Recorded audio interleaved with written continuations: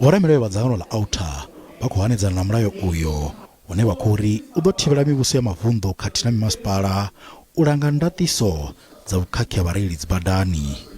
U vhudzisa arali muvhuso u tshi ḓo zwikona u langa maitele a u langa milayo ya vhukhakhi ha badani, vha Aarto ndi vhone vhane vha langa milayo ya vhukhakhi ha badani. With one, judicial process and appeals process to handle the whole country's administration thereof, we believe there are going to be significant problems. And when there are significant problems at a national level and it starts to impact at a local government level.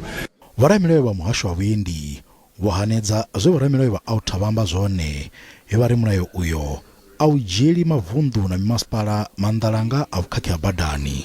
It is merely assisting to ensure that in as far as compliance with traffic laws is concerned, there is what we call a recourse to make sure that those who continue to infringe laws that are at a local sphere of government are held accountable at the end of the day.